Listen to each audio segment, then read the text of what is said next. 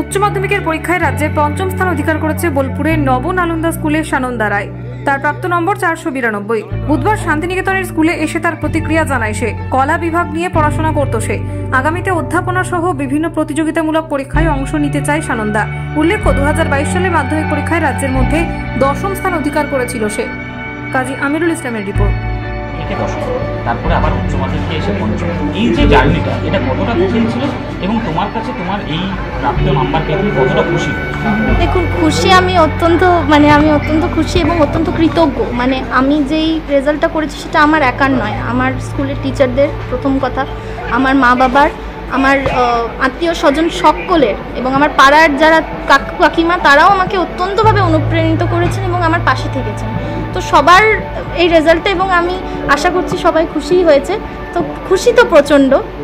আর আরেকটা কি বললেন, এই জার্নিটা কতটা কঠিন ছিল? কারণ তুমি মাধ্যমিকে 10th হয়েছিল, তারপর সাধারণত সবাই সায়েন্স নিয়ে পড়ে, তুমি আর্টস নিয়ে পড়াশোনা করলে আবার দেখুন, একটা বিষয় হচ্ছে যে আপনাকে সবাই জিজ্ঞেস করবে যে কেন তুই নিলি না, তো তুই কি পারিস না, তোর কি হবে না, তুই কেন করতে পারিস না, তুই কি পড়িস নি, এই বিষয়গুলো সায়েন্সের বিষয়গুলো। দেখুন, আমি মাধ্যমিকেও সায়েন্সের বিষয়গুলোতে ভালো নাম্বারই পেয়েছিলাম।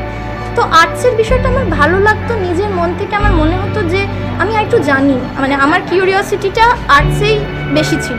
তো সেজন্য আমি আর্টসই নিয়েছি এবং এই জার্নিটা একটু কি বলবো, কিছু কিছু ক্ষেত্রে কেউ হয়তো কিছু বললো, কিন্তু সেগুলোকে আমি অত গুরুত্ব দিইনি। আমি আমার মা বাবাকে পাশে পেয়েছি, আমার স্কুলের টিচারদেরকে পাশে পেয়েছি, সকলকে পাশে পেয়েছি। সেজন্য যেটুকু কি বলবো কঠিন বিষয় এসেছিল সে সব কিছু আমার সেগুলোর ঊর্ধ্বে আমার সকলের সাপোর্টটা আমি পেয়েছি, সেটা আমার খুব ভালো লাগে। সারাদিনে পড়াশোনার রুটিনটা কি ছিল? কি সবসময় পড়াশোনা? দেখুন, স্কুল আমি যেতাম, স্কুল আমি কামাই করতাম না, তো যেটুকু পড়াশোনা সেটুকু স্কুলের পরে এবং স্কুলের থেকে আসার পরে যেটুকু বাকি সময় সেটুকু সময় দিই। তো তার বেশি আমি কোনোদিনই পড়িনি, তার বেশি হয়নি। পড়াশোনা বাদ দিয়ে আর কি পছন্দ?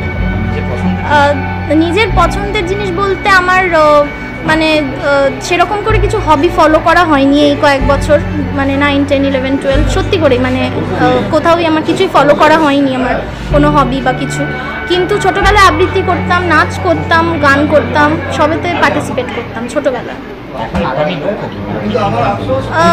আমার আপাতত একটা ভালো ইউনিভার্সিটি বা কলেজে পড়ার ইচ্ছে আছে। তো সেটা যদি পেয়ে যায়, সেরকম ভালো জায়গায় যদি চান্স পাই খুবই ভালো কথা। সিইউটি পরীক্ষাও দেব। তারপর আমার ভবিষ্যতে কম্পিটিটিভ এক্সামে বসার ইচ্ছা আছে বিভিন্ন ধরনের। হ্যাঁ, অধ্যাপিকা হওয়ার আমার খুব ইচ্ছে। অধ্যাপিকা বা শিক্ষকতার যে লাইনটা সেটা আমার খুব ভালো লাগে। এডুকেশন লাইনতেই থাকার আমার ইচ্ছে, যেহেতু মা বাবা দুজনেই এডুকেশন লাইনে আছে। এবার আগামীতে তোমার তো কলেজ ইউনিভার্সিটি চুজই করবে, তার পাশাপাশি অধ্যাপিকা হওয়ার জন্য তুমি ইচ্ছে প্রকাশ করবে। তার জন্য তোমার কি মনে হয় যে কোন সাহায্য তোমার সবচেয়ে বেশি কাজে লাগবে এর পরবর্তীতে? আপাতত তো আমি কিচ্ছু জানি না, সেই বিষয়টা নিয়ে তো আমাকেও রিসার্চ করতে হবে। আমারও কোনো আমার সবসময় ছিল যে আমি আগে এইচএসে পরীক্ষা দেবো, এইচএসের রেজাল্টটা বেরোবে, তারপরে আমি ডিসাইড করবো যে আমি কীভাবে এগোবো। আশা করছি স্কুলের টিচাররা তারাও আমার পাশে দাঁড়াবেন। র্যাঙ্কিংটা আশা করছেন? র্যাঙ্কিং দেখুন, 15-র ভিতর র্যাঙ্ক আশা করেছিলাম, কিন্তু 5th হব এটা আশা অতটাও করিনি। ভালো হবে ভেবেছিলাম, কিন্তু বাকিটা তো ধরুন আমার হাতে নেই।